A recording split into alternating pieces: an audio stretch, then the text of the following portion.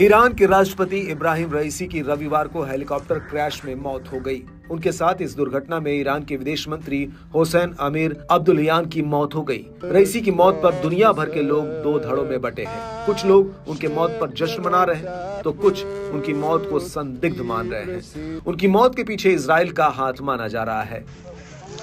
रईसी की मौत के पीछे इजराइल का हाथ कहे जाने के बाद रूस भी इस मामले में खुलकर सामने आ गया है, क्योंकि रूस अमेरिका के बीच चल रहा तनाव किसी से छिपा नहीं है। यही वजह है कि कुछ लोगों का मानना है कि अगर इसके पीछे इजराइल का हाथ है तो कहीं ना कहीं इसमें अमेरिका की भी भूमिका है, क्योंकि अमेरिका और ईरान की भी पुरानी दुश्मनी है। रूसी राष्ट्रपति व्लादिमीर पुतिन ने कहा है कि जिस हेलीकॉप्टर दुर्घटना में ईरानी राष्ट्रपति इब्राहिम रईसी और अन्य अधिकारी मारे गए हैं, उस दुर्घटना की जांच में ईरान की मदद करने के लिए रूस तैयार है।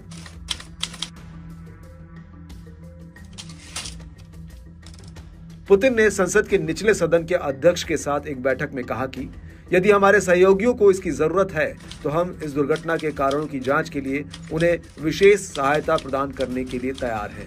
इसी दौरान उन्होंने रईसी के अंतिम संस्कार में शामिल होने के लिए ईरान की अपनी यात्रा से पहले बैठक में रईसी की मौत को बड़ी क्षति बताया। पुतिन ने कहा कि वो वास्तव में एक विश्वसनीय और आत्मविश्वास से लबरेज व्यक्ति थे, जो हमेशा अपने देश के राष्ट्रीय हितों के लिए काम करते थे। पुतिन ने कहा कि वो अपने शब्दों के पक्के व्यक्ति थे और उनके साथ काम करना खुशी की बात थी।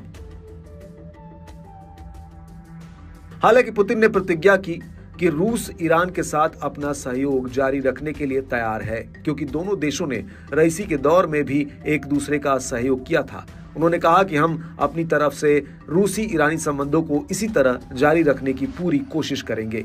आपको बता दें कि पुतिन और रईसी की अंतिम बैठक 7 दिसंबर 2023 को रूस में हुई थी। इससे पहले उन्होंने एक ऑनलाइन ब्रिक्स शिखर सम्मेलन में भाग लिया था।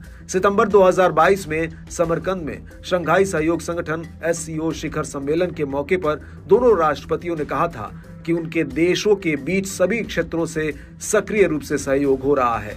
दोनों नेताओं के बीच फोन पर आखिरी बार 16 अप्रैल को बातचीत हुई थी। आपको बता दें कि रईसी का हेलीकॉप्टर 19 मई को ईरान के पूर्वी अजरबैजान प्रांत में दुर्घटनाग्रस्त हो गया। इसमें ईरान के शीर्ष राजनयिक हुसैन अमीर अब्दुल्लाहियान, पूर्वी अजरबैजान के गवर्नर मालिक रहमती सहित राष्ट्रपति की सुरक्षा से जुड़े लोग भी विमान में शामिल थे। दुर्घटना में 5 यात्रियों और चालक दल के 3 लोगों की मौत हो गई। हालांकि दुर्घटना के कारणों की जांच के लिए एक जांच पैनल गठित किया गया था। फिलहाल रईसी की जगह उपराष्ट्रपति मोहम्मद मुखबर ईरान के कार्यवाहक राष्ट्रपति बने हैं। 28 जून को राष्ट्रपति का चुनाव तय है। इसके बाद अगले राष्ट्रपति का चुनाव होगा।